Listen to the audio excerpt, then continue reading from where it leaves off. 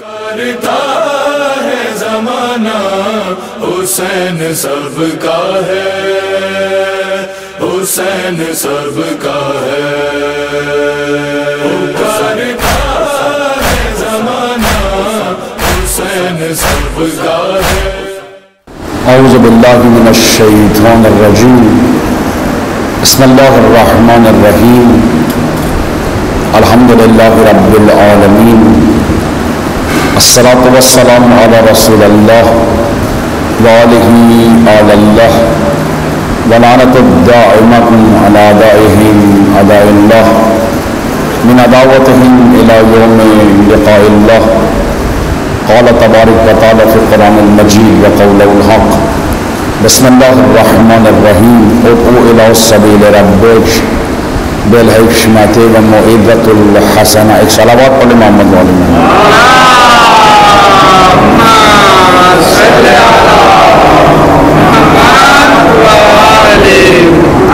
برادران عزیز، عاشقان و شیفتگان و عزاداران حضرت ابا عبداللہ،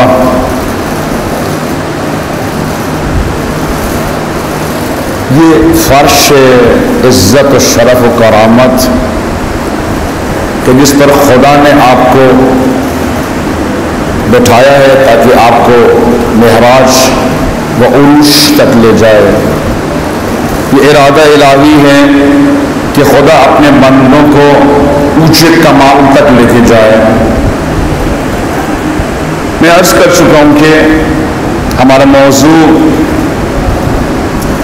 بہت لطیف اور عمیق ہے، اور میں معذرت چاہتا ہوں کہ میں کما حقہ اس ذمہ داری کو ادا کرنے سے قاصر ہوں، کیونکہ یہ 10 دن جو لیلۃ القدر کے لیالِ نعش ہیں، مقدس پاک باز اس کے شب، ہر شب اس کی لیلۃ القدر کی جیسی قدر و قیمت رکھتی ہے، اور ہر روز اس کا روز شرف ہے، کمال ہے، بزرگواری ہے۔ کاش ایک محرم میری زندگی میں ایسا آئے، کاش وَحَسْرَتَ عَلَىٰ مَا فَرَّطْتُ فِي جَنبِ اللَّهِ، کاش ایک ایسا محرم ہماری زندگی میں آئے کہ ہمارے قلب کے اوپر نقش ابا عبداللہ پیدا ہو جائے، ہمارا وجود محرم میں تبدیل ہو جائے، ہمارا قلب محرمی ہو، ہمارا وجود محرمی ہو، ہمارا اخلاق محرم سے آراستہ پیراستہ ہو، ہمارے پورے وجود کے اوپر محرم کی حکمرانی ہو، ہمارا ہر چیز، ہماری سوچ فکر، ہمارے احساسات، ہمارے اخلاقیات، ہمارے عبادات، ہمارے روز مرہ کے امور، ہمارا خاندان، جو کچھ ہم سے وابستہ ہے، یعنی جو کچھ ہستی انسان ہے، اس ہستی انسان کی اگر حکومت ہو کسی کی، حضرت ابا عبداللہ الحسین کی حکومت ہو، یعنی میرا وجود حسینی ہو جائے۔ کاش ایک محرم ایسا ہے کہ میرے قلب کے اندر امام حسین کی ایسی محبت پیدا ہو، ایسی مودت پیدا ہو کہ میرا زاویہ بدل جائے، میں عالم کو اپنی آنکھ سے نہ دیکھوں، عالم کو میں عین اللہ کی آنکھ سے دیکھوں۔ ایک محرم ایسا ہے کہ میرے قلب میں سوائے محبت خدا کے، کہ میرے قلب میں سوائے محبت خدا کے، سوائے محبت اہل بیت کے، دنیا و مافیا، جنت و عالم، عذاب اور ثواب کی ہر قسم کی نجاست میرے قلب سے نکل جائے۔ میرا قلب فقط حسینی ہو، میری چاہت فقط امام حسین ہو، میری آرزو فقط امام حسین ہو۔ اور یہ اثر ابا عبداللہ، حصار ابا عبداللہ، محبت ابا عبداللہ محرم سے تابد میرے قلب کے اوپر چھائی رہے، ہر روز روز عاشورہ ہو، ہر زمین کربلا ہو، کل یوم عاشورہ، کل ارض کربلا، 6 معنی دارت ان حرفہ، ان الفاظ کے معنی کیا ہیں؟ یعنی ہر روز تم اپنے وجود کے ساتھ کربلا میں حاضر رہو، یا لیتنی کنت معکم فوزا عظیما۔ ظالموں کے مقابلے پر ہو، کہو یا لیتنی کنت معکم فوزا عظیما۔ اپنے محاذ خانوادی کے اوپر ہو، مشکلات، مصائب، پریشانیوں کے مقابلے پر ہو، کہو یا لیتنی کنت معکم فوزا عظیما۔ بازار میں ہو، تجارت میں ہو، خاندان میں جہاں ہو، حسینی ہو۔ یوں نہ مسلح پہ ہو تو حسینی، امام بارگاہ میں ہو تو حسینی، بازار میں ہو تو تجار، نہ، زمین کے جس کونے پر ہو حسینی ہو، قلب حسینی، اخلاق حسینی، روش حسینی، تمہارا پورا وجود امام حسین کے دست ید اللہ میں قید ہو جائے۔ ایک کاش ایک محرم ایسا نمودار۔ محمد وآل محمد وآل بلند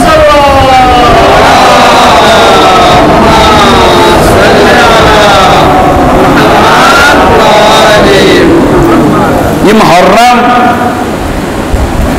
آج ایک ایسے گلگوں کفن کے بارے میں بات کرنا ہے، ایک جوان نوخیز کے بارے میں بات کرنا ہے، ایک ایسے یتیم کے بارے میں مجھے بات کرنا ہے جو تمام تاریخ میں متلجی ہے، کم سن ہے، 14 سال کی عمر ہے اس جوان کی، لیکن تمام عالم پہ چھایا ہوا ہے۔ اپنی کم سنی میں اس نے تمام عالم کا فاتح ہے، فاتح۔ یہ ایک ایسے کم سن جوان ہے کہ جس کی محبت مودت قلب امام حسین میں متلجی ہو چکی ہے۔ اس 14 سال کے جوان میں وہ کمالات ہیں، وہ عظمتیں ہیں، وہ بزرگواریاں ہیں، وہ شرافت و کرامت ہیں کہ امام حسین اس کے عشق میں گرفتار ہیں۔ اللہ اکبر! یہ کون جوان ہے؟ قاسم جان شکاری کرد، قاسم جان کیا کیا؟ قاسم جان تم نے 14 سال کی عمر میں کیا کیا کہ قلب امام حسین تم سے راضی ہے؟ تمہاری شجاعت، دلاوری، مہمان نوازی، عشق، عبادت، سوچ، توانائی، زاویہ، قاسم ایک عجیب جوان ہے۔ میں معذرت چاہتا ہوں، ہم نے ان ایام کو بولے 6 محرم، 7 محرم، 8 محرم، 5 محرم، ہم کیا کرتے ہیں؟ حضرت علی اکبر کی کچھ شہادت پڑھتے ہیں، معاملے کو ختم کرتے ہیں۔ نہ، یہ جرم ہے میرے نزدیک۔ روز علی اکبر ہو، جوانوں کے بارے میں بات کرو، ان کی مشکلات، مسائب، پریشانیاں، اور ہر جوان کے اطراف میں جو شیاطین، ابلیس، منشیات فروش جو جوان کے ارد گرد اس کی جوانی سے استفادہ کرنا چاہتے ہیں، اس کی نورانی سے استفادہ کرنا چاہتے ہیں، اس کے حسن و جمال سے استفادہ کرنا چاہتے ہیں، اس کے پاک اور مقدس وجود کو سرچشمہ نور سے دور کرنا چاہتے ہیں۔ علی اکبر کے مصائب مت پڑھو، قاسم کے مصائب فقط مت پڑھو، اس دن جوانوں کے بارے میں بات کرو، ان کے رنج و علم کے بارے میں بات کرو، ان کے دردناک ستم کے بارے میں بات کرو۔ قاسم کا فقط چند سیکنڈ آپ مصائب پڑھیں اور کہیں کہ ہم نے حق قاسم کو ادا کیا، مناسب نہیں۔ قاسم نے کیا ایسا کیا؟ ابن رسول اللہ حضرت قاسم سلام اللہ علیہ، اب یہ تصور کریں، یہ تصور کریں، محمد وآل محمد صلی اللہ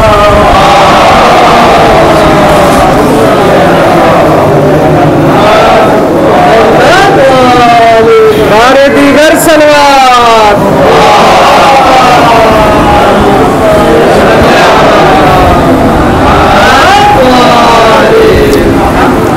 یہ 14 سال کا جوان، آج جوان ہے 14 سال، 14 سال میں قاسم کس آغوش نبوت و ولایت میں پلے ہو، کس شیر دل ماں کی شیر سے استفادہ کیا ہو، کس امام برحق کی آغوش نورانی میں پلے ہو، کس شجر طیبہ کے ثمر ہو۔ اے قاسم 14 سال کی عمر میں امام شناس ہو، 14 سال کی عمر میں دشمن شناس ہو، 14 سال کی عمر میں امام کے رمز و راز کو سمجھتے ہو، 14 سال کی عمر میں اللہ کی مرضات اور اللہ کی رضا کو سمجھتے ہو۔ 14 سال ایک سن، 14 سال اور تفکر عالی، مقام عالی، روش عالی، اخلاق عالی۔ تصور ہے 14 سال میں ایک جوان امام شناس ہو، 14 سال میں ایک شخص اللہ کی رضا مرضات اللہ کو سمجھنے کی اہلیت اور لیاقت رکھتا ہو۔ قاسم 14 سال میں وہ رمز و راز سمجھتے ہیں جو رسول اللہ کے اصحاب 80 سال میں نہیں سمجھ سکے۔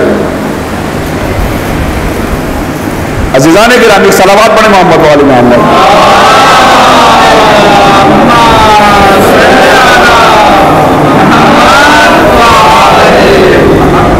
حضرت قاسم 14 سال کی عمر میں ایک بصیرت دینی، اخلاق ربانی و روحانی، تفکر اولا و اعلی و متعالی، نفس پاک و زکیہ، اخلاق انبیانہ و روش اولیانہ۔ 14 سال کی عمر میں ممکن ہے ایک شخص خدا شناس ہو، مرضات الہی کو پہچانتا ہو، مرضی خدا پر جان دینے کے لیے بے قرار و بے چین ہو۔ سن کتنا ہے؟ 14 سال۔ تصور کریں، ہم نے کبھی سوچا ہے 14 سال کا ایک جوان، ممکن ہے آج ممکن ہے 14 سال کا ایک جوان کہ صاحب الزمان کی اس پہ نظر پڑے، 14 سال کا ایک جوان خدا شناس ہو، عدل و عدالت شناس ہو، مادہ پر ایمان رکھتا ہو، آغوش نبوت و ولایت کے زیر تربیت ہو۔ 14 سال کا ایک جوان آج ممکن ہے 14 سال، سن 14 سال قاسم اس حقیقت کو سمجھتے ہیں جس کو اس زمانے کے قاریان قرآن نہیں سمجھ پائے، راویان حدیث اس حقیقت کو سمجھ نہیں پائے۔ رسول اللہ کے وہ اصحاب جن کی عمریں سنے قبیل میں تھی، 80 سال 90 سال، زید بن ارقم 80 سال کی عمر میں نہیں سمجھ پائے، قاسم نے 14 سال کی عمر میں فلسفہ ولایت اور رہبری کو سمجھ لیا۔ یوں نہ ہو کہ حضرت قاسم کے مصاحب سنے گھر جائیں، نہ، قاسم کی شناسائی، شخصیت حضرت قاسم کے بارے میں ایک زاویہ پیدا ہو جائے آپ کا، حضرت قاسم کی شخصیت کے بارے میں ایک جذابیت اور کشش پیدا ہو آپ کے وجود کے اندر۔ حضرت قاسم کی شخصیت اس قدر متوجہ ہو، ایک 14 سال کا جوان چاہے کہ میں اتباع قاسم کروں، اطاعت قاسم کروں، ممکن ہے؟ رسول اللہ کے اصحاب مدینے میں ابن عباس جیسی شخصیات، زبیر جیسی شخصیات، محمد بن حنفیہ جیسی شخصیات، عبداللہ ابن جعفر جیسی اعلیٰ اولا شخصیات رمز ولایت کو نہیں سمجھ سکے۔ حضرت قاسم 14 سال کی عمر میں رمز ولایت کو سمجھتے ہیں۔ عجیب نہیں ہے؟ عجیب نہیں ہے یہ؟ معجزہ نہیں ہے یہ؟ حضرت قاسم کیا کہنا چاہتے ہیں؟ حضرت قاسم ہم سے کیا گفتگو کرنا چاہتے ہیں؟ حضرت قاسم کی سیرت سنت ہمیں کس بات پر آمادہ کرتی ہے؟ ایک جوان اگر چاہے کہ امام حسین سے معرفت حاصل کرے، رمز و راز حقائق کو سمجھے، وقت کے تقاضوں کو سمجھے، امام زمان کو پہچانے، ان سے متصل مربوط ہو جائے، اس کو چاہیے کہ حضرت قاسم سے کہے، اے قاسم جان کیا کیا کہ 14 سال کی عمر میں 1400 سال ہو گئے، یہ 14 سال کا سن تمام عالم کو متوجہ کر رہا ہے۔ یوں نہیں وہ قاسم پہ چند مصائب پڑھے کہیں کہ بات ختم ہو گئی نا.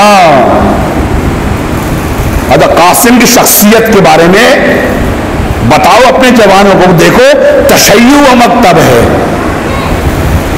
امامت وہ حقیقت ہے, یہ فرش وہ کرامت و بزرگواری رکھتا ہے کہ اگر تم میں استطاعت ہے, صلاحیت ہے, قلب پاک ہے, اخلاق نورانی ہے, اگر تمہارے اندر استطاعت و صلاحیت ہے 14 سال کی عمر میں وہاں پہنچ جاؤ گے جہاں لوگ 80 سال کی عمر میں نہیں پہنچ سکتے.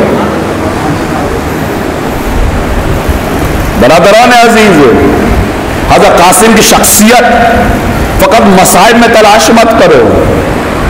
یہ 14 سال جو گزارے حضرت قاسم نے کیسے گزارے, کس کے سائے میں گزارے, کس اخلاقیات کے زیر سایہ تربیت پائی, کس آغوش ولایت النبوت میں تربیت پائی, کس مادر شرف اور کس مادر صاحب عصمت کے شیر سے یہ جلوہ سامنے آیا ہے. عجیب نہیں ہے ایک جوان 14 سال کا جوان مرنے کی آرزو کرے, شہادت کی آرزو کرے, ٹکڑے ٹکڑے ہو جانے کی آرزو کرے. اے جوان تیرے سامنے زندگی پڑی ہے, یہ کون جوان ہے کہ جس کو زندگی سے زیادہ موت کی آرزو ہے؟ یہ کون جوان ہے جو زندہ رہنا نہیں چاہتا بغیر امام زمان کے توسل کے؟ یہ قاسم ہے جو کہتے ہیں میں جوان ہوں, اپنی جوانی, اپنی توانائیاں, اپنے وجود کو اپنے زمانے کے امام پر قربان کے لیے میں 14 سال کی عمر میں حاضر ہوں.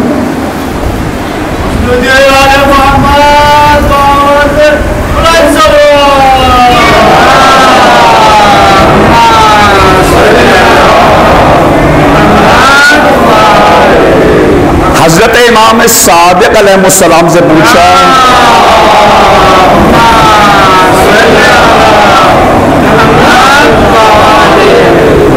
امام نے پوچھا سعید آدمی کی نشانیاں کیا ہیں؟ ان نشانیوں کو بیان کریں کہ جس سے ثابت ہوتا ہے کہ یہ سعید ہے یا یہ شقی ہے. آقا صاحب ایک صلوات پڑھیں محمد والے محمد.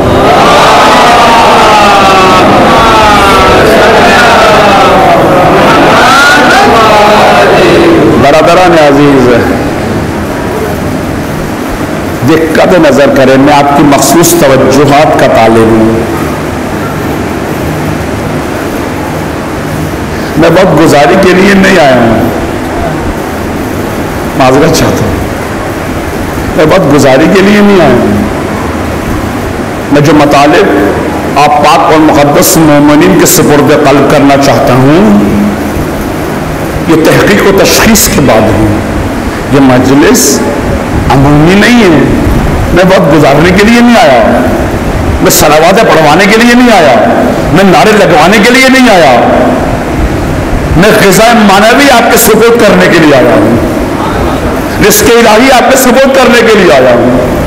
علم و حکمت کے خزانے جو میرے پاس اللہ نے امانت رکھوائے ہیں آپ امین مومنین کے سپورٹ کرنے کے لیے آیا ہوں.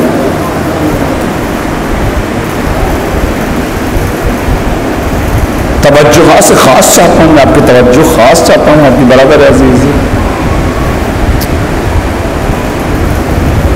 صادق سے پوچھا سعید آدمی کی نشانی کیا ہے؟ سعید سعادت مند کون ہے, شقی کون ہے؟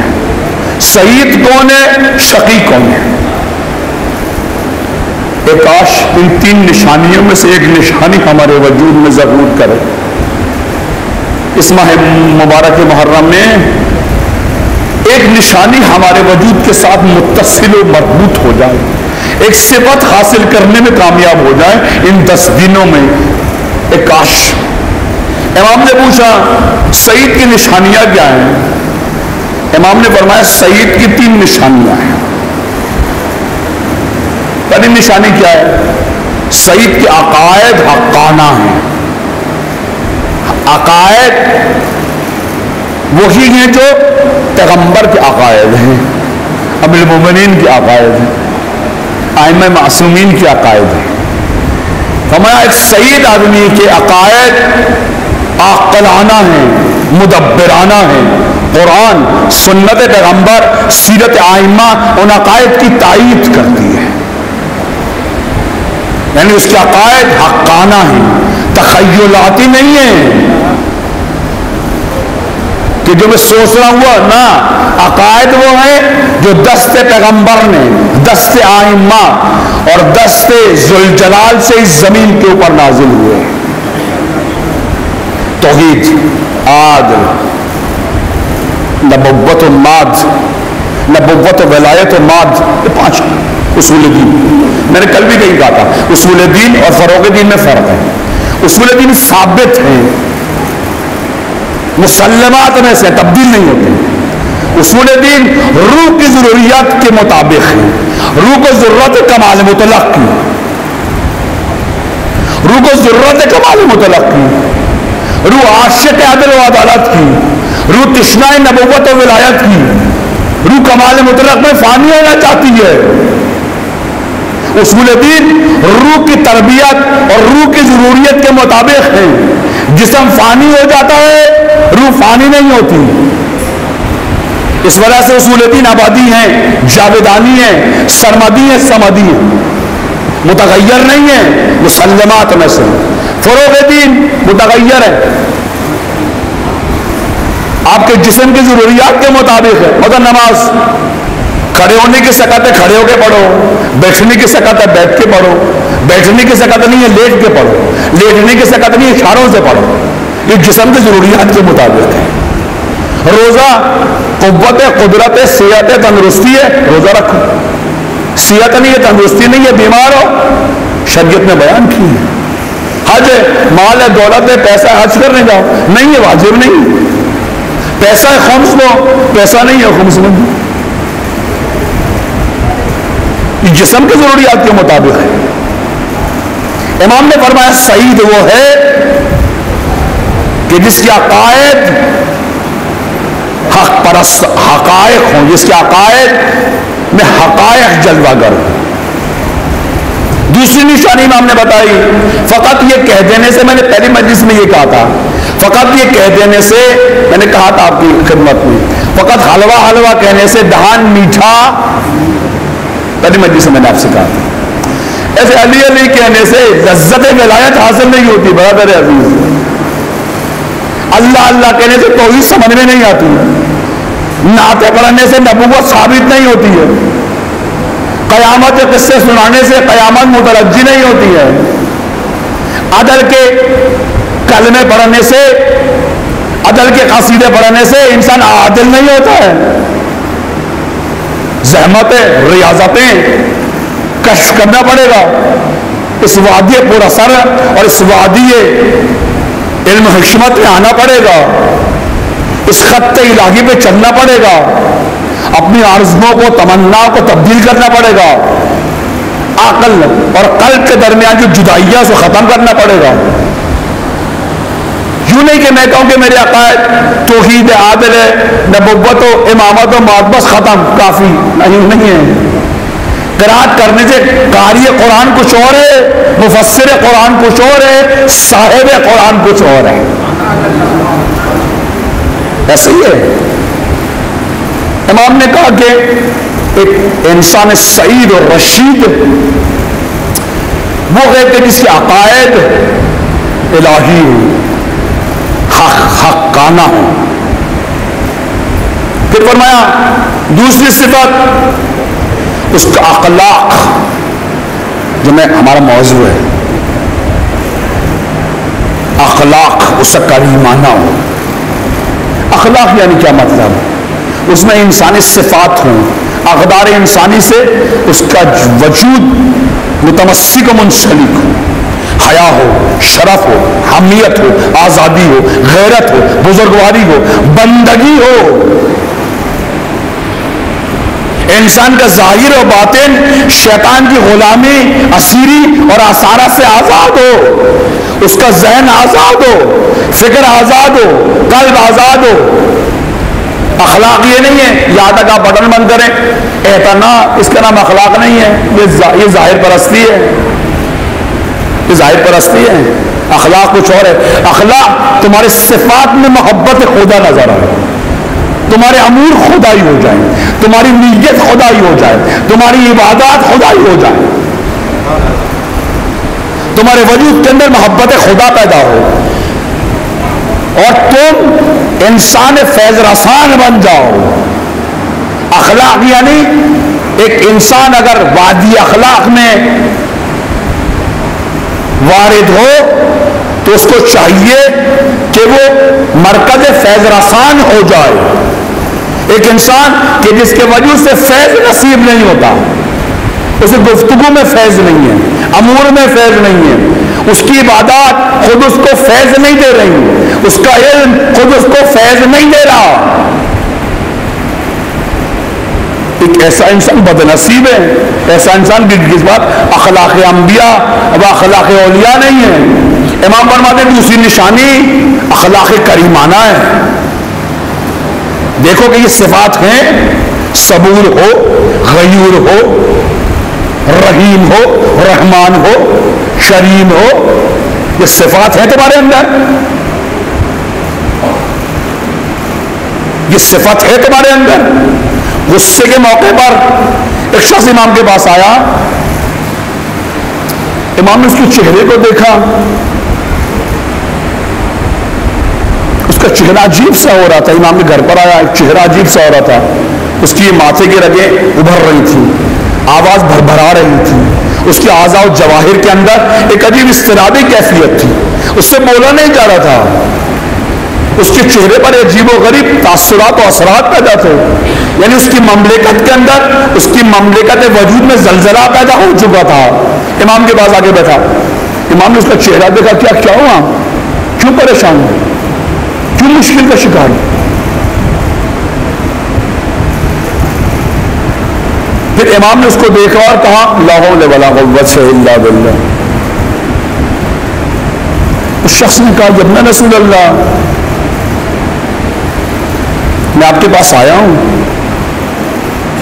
امام نے فرمایا میں تمہاری حالت دیکھ رہا ہوں، تمہاری حالت کیا ہو رہی ہے، کیوں تم سے صحیح بولا نہیں جا رہا، کیوں تم سے گفتگو نہیں ہو رہی، کیوں تمہارے اعضاء و جواہر میں سکون و قرار و طمانینت و اطمینان نہیں ہے، کیوں تمہارے زبان کے اندر حکمت کے سوتے خاموش ہو چکے ہیں، کیوں تمہارے اعضاء و جواہر میں زلزلے کی کیفیت ہے، وجہ کیا ہے؟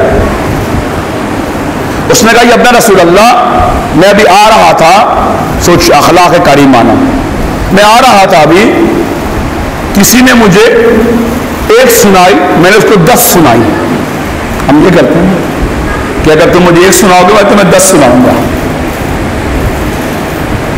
مجھے تو غصہ آ گیا، اس نے کہا اس نے مجھے ایک سنائی، میں نے اس کو 10 سنائی۔ جب اس نے یہ کہا کہ اس نے مجھے ایک سنائی میں نے 10 سنائی، امام کے لبغہ مقدسہ پر ایک تبسم پیدا ہوا، اس کو غصہ آ رہا تھا، امام تبسم فرما رہے تھے۔ اس نے امام سے کہا کہ میری یہ حالت ہے، آپ تبسم فرما رہے ہیں۔ امام نے فرمایا خدا جانتا ہے کہ تم ہمارے روش پہ نہیں ہو، ہماری سنت پہ نہیں ہو، ہمارا فیض تم تک نہیں پہنچا، ہمارے سایہ امامت میں تمہاری زندگی نہیں گزری، تمہارے وجود کے اوپر محبت اہل بیت اور محبت صدق و صداقت کا کوئی اثر نہیں ہے۔ فرمایا میں نے کیا کیا؟ فرمایا تم نے کہا لوگوں سے کہ انہوں نے ایک سنائی تم نے 10 سنائی، یہاں نے فرمایا مگر ہم ایسے نہیں ہیں، کوئی ہمیں 10 سنائے گا ہم اس کو ایک بھی نہیں سنائیں گے۔ یہ غصہ قوت غضبیہ وقت نہیں ورنہ عرض کرتا، قوت غضبیہ، قوت وہمیہ یا قوت تفکر، اگر اس میں اعتدال پیدا نہیں ہوتا، انسان کی زندگی میں اعتدال پیدا نہیں ہوتا، وہ اپنے گھر میں حد اعتدال سے آراز کرتا ہے، حد اعتدال پہ نہیں چلتا۔ آج ہمارے ساتھ صورتحال یہ ہے، میں معذرت چاہتا ہوں، میں جوانوں کے بارے میں بات کر رہا ہوں، کیوں ہمارے جوان سکون و قرار و طمانینت کی حالت میں نہیں، کیوں ان کی تربیت نہیں ہو سکی؟ کیا وجہ ہے؟ پرانی نسل اور نئی نسل کے درمیان اتنا بڑا فاصلہ کیوں ہے؟ کیوں نئی نسل پرانی نسل کی بات نہیں سنتی؟ کیوں پرانی نسل نئی نسل کے رنج و الم و غم کو سہتی نہیں ہے، سنتی نہیں ہے، مشاورت نہیں کرتے، بات نہیں کرتے؟ کیوں؟ یہ اتنا بڑا فاصلہ کیوں ہے؟ کیوں نئی نسل اور پرانی نسل کے درمیان ایک مشکلات اور مصائب اور پریشانیاں ہیں؟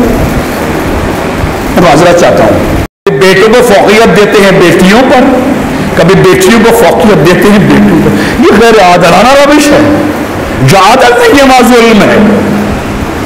جن گھروں میں روش عادلانہ نہیں ہے، جن گھروں میں ماں باپ کے درمیان محبت و مودت، احساس ذمہ داری، شرف و کرامت نہیں ہے، اس آغوش میں پلنے والے بچے درندہ صفت وحشیوں کے ہاتھوں میں مقیم ہو جاتے ہیں، ان کو اغوا کر لیتے ہیں۔ جب بچے مجھے اور میرے بچے اگر مجھے اور میری زوجہ کو توہین کرتا ہوا دیکھیں، میں اپنی زوجہ کی توہین کروں، زوجہ میری توہین کرے، چھوٹے بچے سنتے کم ہے، جو دیکھتے اس کا اثر زیادہ ہوتا ہے۔ آج اگر میں اپنے جوانوں سے شکوہ کر رہا ہوں، شکایت کیوں؟ ان بچوں نے میری آغوش میں آنکھ کھولی ہے، انہوں نے مجھے ممبر پہ مقدس پایا ہے، گھر میں مقدس نہیں پایا۔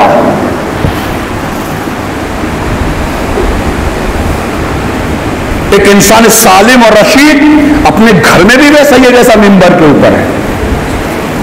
ورد و تقوی کی بہترین نشانی خلوت میں تقوی ہے، نہ جلوت میں تقوی۔ تقوی، حقیقی تقوی خلوت میں ہے۔ ظاہر میں سب متقی ہیں، سب پرہیزگار ہیں، سب خدا پرست ہیں، سب آئندہ کے عاشق ہیں، بات کی میری خلوت کیسی ہے؟ آیا خلوت میری خدائی ہے یا نہیں ہے، یا میری خلوت شیطانی ہے؟ میں نے کیا کیا اپنے بچوں کے ساتھ؟ میں نے اپنے بچوں کے ساتھ کیا کیا؟ میں نے کس ماحول میں اپنے بچوں کو پالا ہے؟ ایک، کیونکہ میری تربیت نہیں ہوئی تھی، میں نے اپنے بچوں کے درمیان عدل و عدالت کو برقرار نہیں رکھا، ان کی توہین کی، تکذیب کی۔ کبھی بیٹوں کو بیٹی پہ فوقیت دی، کبھی بیٹیوں کو بیٹوں پر فوقیت دی، کبھی بیٹوں کے درمیان غیر عادلانہ روش رکھی، جو زیادہ ذہین تھا اس کو فوقیت دی اس پر، جو ہلکا سا ذہین نہیں تھا۔ یہ میری غیر عادلانہ روش تھی کہ جس کے ثمرات آج ہمارے سامنے موجود ہیں۔ بر محمد و آل محمد صلی اللہ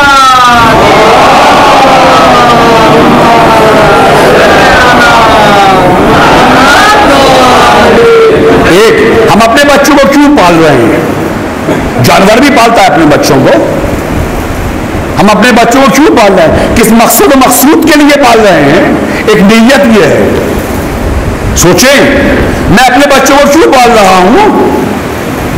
آیا میں اپنے بچوں کو نعمت الہی سمجھ رہا ہوں کہ ان کو امین کے سپورٹ کر دوں گا، یا ان بچوں کو دکان سمجھ رہا ہوں کہ کل کو یہ دکان چلے گی تو میرا بڑھاپا نورانی ہو جائے گا؟ خدا کی قسم اس نیت سے بچوں کو پالنا کہ یہ بچے کل کو ہمارے لیے سرمایہ اونس اور ہمارے لیے رزق مہیا کریں گے، یہ سوچ مشرکانہ ہے۔ یوں پالو بچوں کو، کل کو بچے بڑے ہوں گے میرے بڑھاپے کا سہارا ہوں گے، خدا کی قسم یہ سوچ مشرکانہ ہے۔ نہ تم نے اپنے آپ کو اپنے زمانے کے امام پہ سپورٹ کیا، نہ اپنی اولاد کو اس قابل چھوڑا کہ وہ اپنے زمانے کے امام کی شناخت کر سکے اور اپنے آپ کو سپورٹ امامت کر سکے۔ جوانوں سے شکوہ مت کریں، جب بچوں کو آپ کی ضرورت تھی آپ اپنی چیزوں میں مصروف تھے، آج جب آپ کی مصروفیات ختم ہو گئی ہیں اور بچوں کی اپنی مصروفیات شروع ہو گئی ہیں، اب آپ متمنی ہیں یہ بچے نالائق ہیں، یہ بچے بدتمیز ہیں، یہ بچے جسور ہیں۔ نہیں عزیزان، جو بوگے وہ کاٹو گے، جو بوگے وہ کاٹو گے۔ آج نئی نسل پرانی نسل کے درمیان کیوں اتنا فاصلہ ہے؟ میں نہیں کہتا نئی نسل بالکل عالی اور اعلیٰ ہے اور پرانی نسل، نہ، دونوں میں کہیں نہ کہیں خرابیاں ہیں، کہیں نہ کہیں اشتباہات ہیں، کہیں نہ کہیں مشکلات ہیں، کہیں نہ کہیں حالات و واقعات کو سمجھنے سے قاصر۔ ہماری شریعت مقدسہ میں باپ کو باپ نہیں کہتے، باپ کو ولی کہتے ہیں۔ جو بچے ولایت کے آغوش میں پلتے ہیں وہ جسور نہیں ہوتے، وہ بچے شیطانوں، ابلیسوں، منشیات فرشتوں کے ہاتھوں میں قید نہیں ہوتے، شیطان ان پر دسترس تصرف نہیں رکھتا، وہ بچے جو آغوش ولایت میں پلتے ہیں۔ شریعت مجھے کہہ رہا ہے کہ تم ولی ہو، میں نے کبھی تصور کیا کہ میں ولی ہوں؟ صفات اولیاء میرے اندر ہیں یا نہیں ہیں؟ اخلاق اولیاء میرے پاس نہیں ہے، عقائد اولیاء میرے پاس نہیں ہے۔ جب بچے اگر ولایت کے آغوش میں بنے، تشیع کے لیے پہلی منزل کہ باپ ولی ہو، ولی ہو باپ۔ باپ ہونا آسان ہے، جانوروں کے بھی باپ ہوتے ہیں، جانوروں کے بھی باپ ہوتے ہیں۔ آیا آپ باپ بنے یا ولی بنے؟ آیا آپ نے اپنے بچوں کو ولی بن کے پالا ہے یا فرعون و نمرود بن کے پالا ہے؟ سوچیں۔ جوان مشکل میں گرفتار ہیں، جوان مسائل میں گرفتار ہیں۔ ایک طرف گھر کی بد اخلاقیاں ہیں، دوسری طرف معاشرے کے درندہ مگرمچھ بیٹھے ہیں۔ ان جوانوں کی جوانی سے استفادہ کریں۔ جوان جائے تو کہاں جائے؟ ایک طرف گھر میں ایک باپ ہے اخلاق سے عاری، اونچی آواز سے بولنے والا، احساسات جذبات کو سمجھتا نہیں ہے، مشکلات و مسائل کو سمجھتا نہیں ہے۔ آقا صاحب، غربت بری چیز نہیں ہے، غربت شکمی بری چیز نہیں ہے، غربت فکری بری چیز ہے۔ ایک فکر غریب ہو جائے، اخلاق غریب ہو جائے، عقائد غریب ہو جائے، یعنی ایک انسان، غربت بری چیز نہیں ہے، اظہار غربت برا ہے، فکر کا غریب ہونا برا ہے، عقل کا غریب ہونا برا ہے، احساسات کا غریب ہونا برا ہے۔ غربت کا تعلق شکم سے نہیں ہے، اس غربت کا اسلام استقبال کرتا ہے۔ انبیاء نے اسی سطح پہ اپنے آپ کو رکھا ہوا تھا۔ انبیاء شکم کے لحاظ سے غریب تھے، فکر کے لحاظ سے صاحب ثروت تھے۔ ان کی عقل وسیع تھی، ان کے دست مبارک وسیع تھے، ان کا قلب وسعت قلبی کا اظہار تھا، ان کا پورا وجود امارت رحمانی و ربانی سے آراستہ پیراستہ تھا۔ میں ہمیشہ کہتا ہوں بچوں کی شکایت مت کریں، خدا سے اپنے لیے ایک دعا کریں، پروردگارا وانا عبدک، میں تیرا عبد ضعیف ہوں، نہیں سمجھ سکا تیری نعمت کو، نہیں تربیت کر سکا اپنے بچوں کی، ان کے اخلاق کی تربیت نہیں کر سکا، ان کی مشکلات کو درک نہیں کر سکا، ان کے احساسات کو نہیں سمجھ سکا۔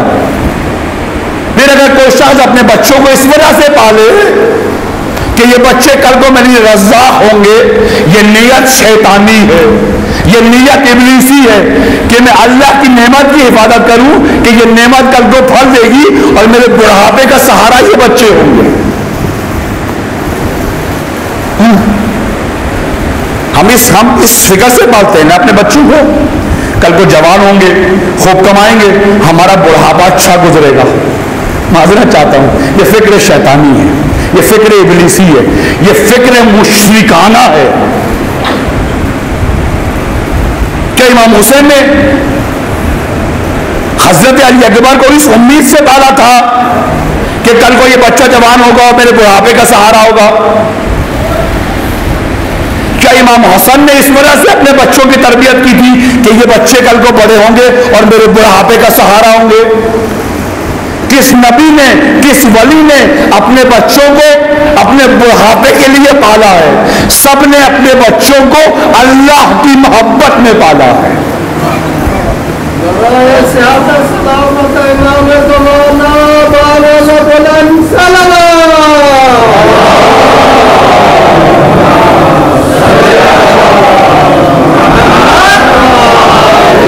ایک جوان، ایک 14 سال کا جوان، سوچیے، ایک 14 سال کا جوان معرفت توحید رکھتا ہو، مرضی توحید کو جانتا ہو، مرضات اللہ کو پہچانتا ہو، مرضی و منشا امامت و ولایت کو جانتا ہو، خط سرخ شہادت پر چلنے کی ذوق اور شوق رکھتا ہو؟ یہ کون سا جوان ہے جو 14 سال کی عمر میں امام شناس ہے، خدا شناس ہے، قرآن شناس ہے، راہ حق و حقیقت کو پہچانتا ہے؟ کیوں ہم 80 سال میں ان مراحل سے نہیں گزرے؟ کیوں قاسم 14 سال کی عمر میں خدا شناس ہے؟ یوں نہ ہو حضرت قاسم کے مسائل پڑھے بولے جاؤ، یوں نہیں ہے۔ سوچو قاسم 14 سال کی عمر میں کہاں سے کہاں پہنچے؟ کیوں؟ قاسم باپ کی آغوش میں نہیں پلے، قاسم آغوش ولایت میں پلے۔ جو شخص آغوش ولایت میں پلے، سلطنت ولایت میں پلے، حکومت اللہ میں پلے، وہ 14 سال کی عمر میں اللہ سے ملاقات پر راضی ہو جائے گا۔ اس کو اشتیاق پیدا ہوگا کہ وہ لقائے خدا کے منزل پر فائز ہو جائے۔ امام زمانہ بلندل سلوان،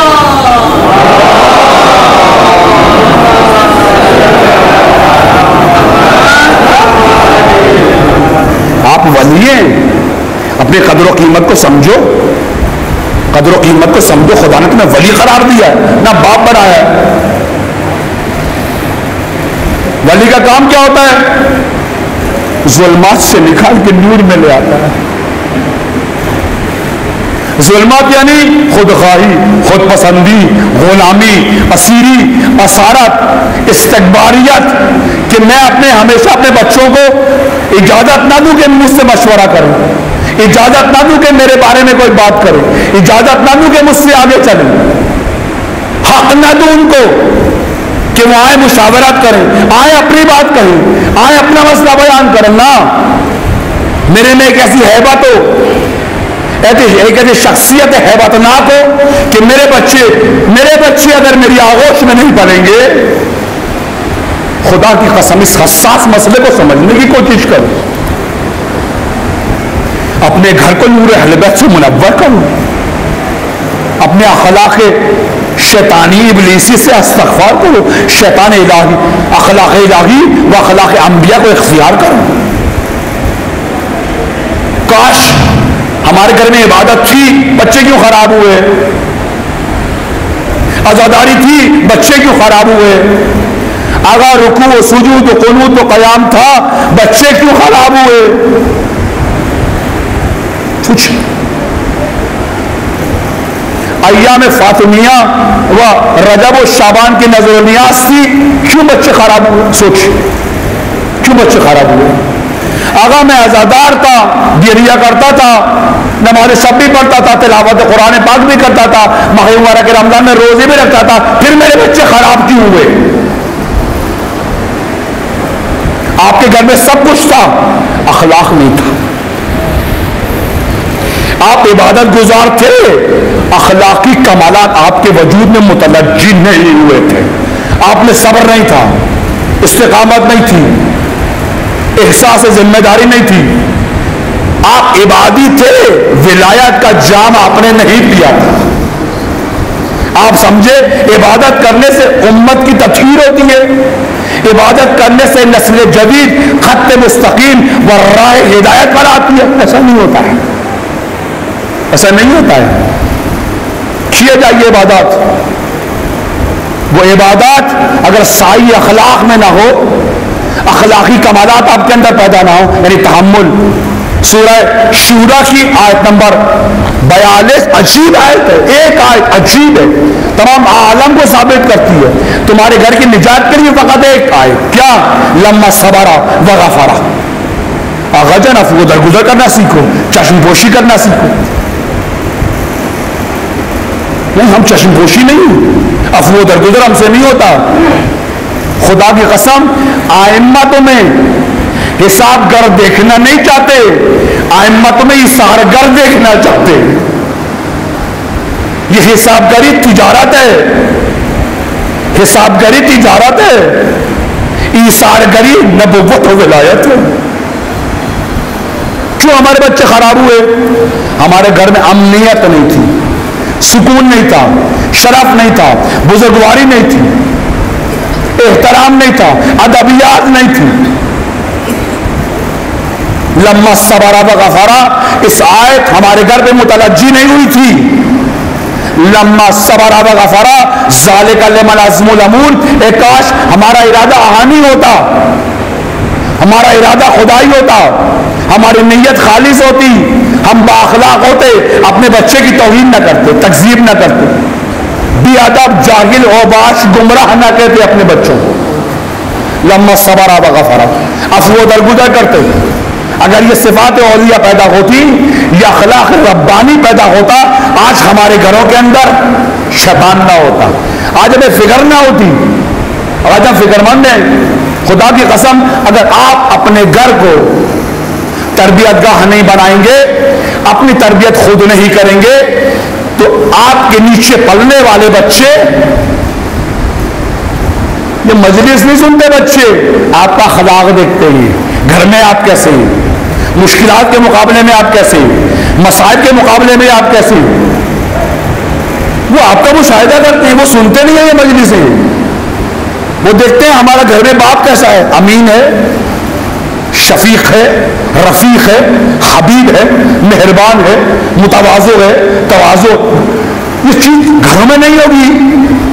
اگر گھروں میں اسٹریس ہوگا، پریشانی ہوگی، بچے باہر جائیں گے. اطمینان رکھیں، بچے باہر جائیں گے، باہر مگرمچھ بیٹھے ہیں، منشیات فروش بیٹھے ہیں، سیاسی درندے بیٹھے ہیں، دنیا کے شیاطین آپ کے بچوں میں دوربین لیے بیٹھے ہیں. آپ غلطی کریں، وہ آپ کے بچے کو اغوا کر لیں. اغوینا ہوا اجمعین، وہ آپ کے بچے کو اغوا کر لیں. آج اگر ہمارے بچے غیروں کے ہاتھ تک کھلونا ہے، اگر آج منشیات فروشی کی دکانیں چمک رہی ہیں، اگر آج سیاسی لوگوں کی جے جے واہ واہ ہو رہی ہے، اس وجہ سے کہ میں نے اپنی امانت کی حفاظت نہیں کی، میں نے اپنے بچے کی حفاظت نہیں کی، میں نے اپنے جوان کا احترام نہیں کیا، میں نے اس سے حسن ظن نہیں رکھا، میں نے اس کی توجہ نہیں کی، اس کے جذبات، احساسات، مشاورات کو کبھی قبول نہیں کیا. بچپن میں جب اس کو ضرورت تھی، میری توجہ کی، میری آغوش کی، میری محبت کی، میری مودت کی، میں نے احمق دوستوں میں وقت گزارا اور اپنے بچوں کو وقت نہیں دیا. جب بچوں کو میری ضرورت تھی، میں بچوں کے پاس مہیا نہیں تھا. آج جب مجھے ضرورت ہے بچوں کی، میں کیوں شکایت کر رہا ہوں، کیوں شکایت کر رہا ہوں کہ میرے بچے میرے پاس نہیں آتے، حال احوال نہیں پوچھتے. کیوں؟ تم نے کیا کیا ہے؟ حضرت قاسم ایک جوان پروقار ہے، ایک جوان شرف مند ہے، آغوش نبوت و ولایت میں پلا ہے. اس کے وجود کے اندر اللہ کی محبت، امام شناس موجود ہے. شیطان کو، ابلیس کو، یزید کو، معاویہ کو پہچانتا ہے.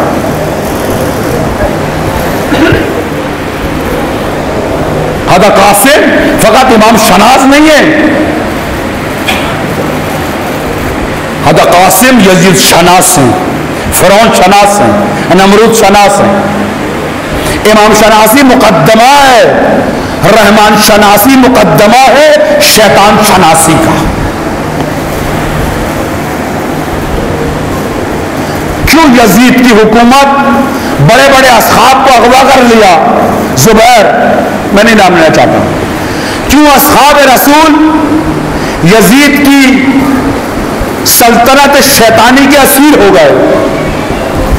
کیوں قاریان قرآن، کیوں مفسران قرآن، کیوں راویان حدیث، کیوں امت مسلمہ یزید کے ہاتھ پر بیعت کر لی اور یزید کی شیطانی سیاست کی نظر ہو گئی؟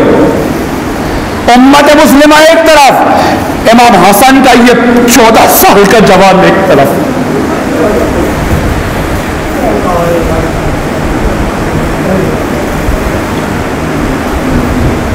فتویٰ فروش ملاؤں کی مکاری کو قاسم سمجھتا ہے 14 سال کی عمر میں.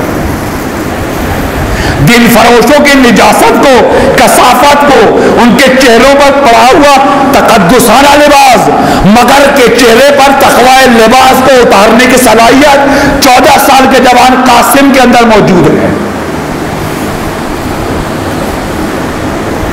قاسم عجیب ہے، 14 سال کی عمر میں امام سجاد فرماتے ہیں شب عاشور میرے خیمے کے برابر میں خیمہ تھا جہاں میرے بابا سب سے خطاب کر رہے تھے. فرمایا مجھے بالکل صاف آواز آ رہی تھی.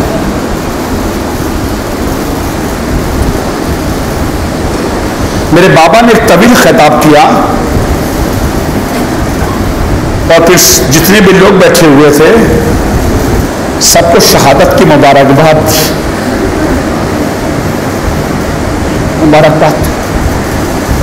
کہا بس صبح طلوع ہو جیسے ہی آفتاب عاشورہ طلوع ہوگا تم کبھی بھی غروب نہیں ہو پاؤ گے.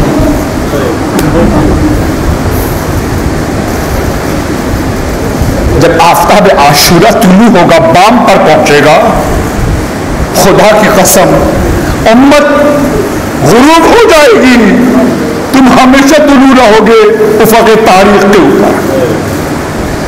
امام فرماتے ہیں جیسے کہ میرے بابا نے سب کو مبارکباد دی میرے کانوں میں ایک عجیب آواز ٹکرائی اور میں سمجھ گیا. میں جانتا تھا کہ کس کی آواز. میں جانتا تھا کہ قاسم کبھی میرے سرانے بیٹھ کر قرآن کی تلاوت کیا کرتا تھا. اس آواز کو پہچانتا تھا. کبھی لذت مناجات اتنی کرتا تھا یہ 14 سال کا جوان کہ اس کا جسم عشق ریز ہو جایا کرتا تھا. اس کے سنہرے رخسار پر عشق سے جو تھمتے ہی نہیں تھے. کبھی قنوت میں دعا کرتا تھا اتنی شدت کے ساتھ کہتا تھا اللہم پروردگار میں عاشق شہادت. امام فرماتے میں جانتا ہوں یہ کس کی آواز تھی. میرے بھائی قاسم کی آواز تھی. پھر امام فرماتے کہ جس وقت میرے چچا کی شہادت ہوئی کھری میں اس وقت میرے چچا کی شہادت ہوئی. قاسم کم سن تھا شاید 8 سال کا تھا. کہا جیسے ہی میرے چچا کی شہادت ہوئی میرے بابا اپنی آغوش میں اس کو اٹھا کے لے آیا اپنے پاس اور ہمیشہ اپنے سینے پہ سلاتے تھے. کہا جب ابا عبداللہ نے تمام لوگوں کو بشارت شہادت دی اچانک اس مجمع میں ایک کمسن جوان کھڑا ہو گیا. ایک ترتیب تھی. بڑے آگے بیٹھے ہوئے تھے بچے پیچھے بیٹھے ہوئے تھے. لکھا ہے مقتل مطہر میں کہ جب ابا عبداللہ گفتگو کر رہے تھے تو قاسم اپنے پنجوں پہ کھڑے ہو کے اپنے قد کو بلند کرتے کہتے نہیں تھے کہیں بے ادبی نہیں ہو جائے. اپنے پنجوں پہ کھڑے ہوتے تھے آہستہ آہستہ. ایک طرف امو کی طرف دیکھتے تھے یا امو. امام حسین قاسم کی اس بےتابی کو محسوس کر رہے تھے مگر طول دے رہے تھے. جب گفتگو ختم ہوئی اور امام حسین نے مبارکباد دی کہ آپ سب کل اللہ کے راستے میں غرق بخون ہو جاؤ گے. سب ایک دوسرے سے بغل گیر ہوئے. اچانک ایک بچہ تیزی کے ساتھ ابا عبداللہ کے پاس آیا اور فرمایا امو جان ابھی میں آپ پر قربان ہو جاؤں. آپ نے دین سب کو شہادت کی مبارکباد دی ہے. میرا نام بھی اس میں ہے یا نہیں؟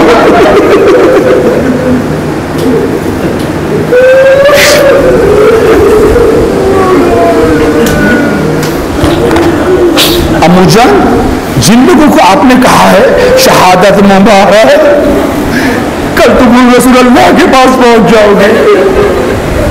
کل میرے جد رسول اللہ کی زیارت تمہیں نصیب. کل میرے بابا علی کی زیارت تمہیں نصیب ہوگی. کل میرے بھائی حسن کی زیارت نصیب ہوگی. جیسے اب عبداللہ نے نام لیا قاسم بے چین ہو گئے. دوڑتے ہوئے آئے قدموں پہ سر رکھا کہا امو جان میں آپ پر قربان ہو جائے. کیا میں بھی اس مبارکباد کا حقدار ہوں جو آپ نے سب کو دی؟ اب عبداللہ نے اشتیاق شہادت کو بڑھایا، کہا قاسم کیف عندک الموت، قاسم جان تمہارے نزدیک موت کیسی ہے، ذائقہ موت کیسا ہے؟ اب عبداللہ تمام عالم کو بتانا چاہتے ہیں، دیکھو آغوش ولایت میں پلنے والا 14 سال کا جوان، ارے اس کو اس زندگی سے عشق نہیں ہے جو زندگی امام زمان کے ساتھ نہ گزرے، وہ چاہتا ہے اس کی زندگی وہ ہو جو امامت کے پہلو میں اور سایہ امامت میں گزرے۔ اب عبداللہ نے پوچھا کیف عندک الموت، قاسم جان تمہارے نزدیک موت کیسی؟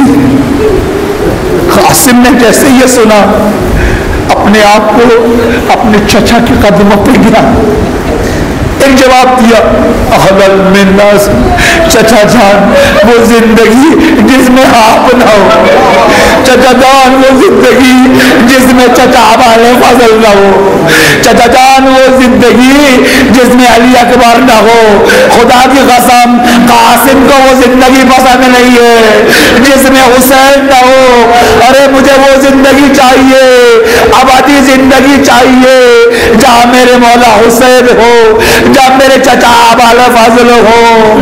اب عبداللہ نے جب سنا کہ قاسم نے کہا چچا جان موت شہد سے زیادہ شیرین، اب عبداللہ نے قریب بلایا، ماتھے پر بوسہ کیا، کہا ہے میرے بیٹے تم نے وہ بات کہی ہے کہ جس سے میرے قلب کو سکون نصیب ہوا۔ روایات میں ہے، عجیب روایات ہے، عجیب روایات ہے، قاسم 14 سال کا سن ہے، 14 سال کا جوان ہے۔ اب عبداللہ نے جب قاسم کو گھوڑے پہ بٹھایا، قاسم کو دیکھ رہے تھے اور آنسو بہ رہے تھے۔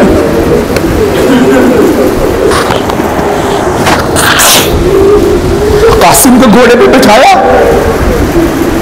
14 سال کا بچہ، اب عبداللہ نے گود میں لیا بچے کو گھوڑے پہ بٹھایا، قاسم کے چہرے کو دیکھا رونے لگے، پھر قاسم کو اتارا، قاسم کو اپنے سینے سے لگایا، لہو میں دیر تک دونوں چچا اور بھتیجے روتے رہے، دیر تک چچا اور بھتیجے روتے رہے۔ کبھی قاسم دستے اب عبداللہ کو بوسا کرتے، کبھی اب عبداللہ چہرہ قاسم کو بوسا کرتے۔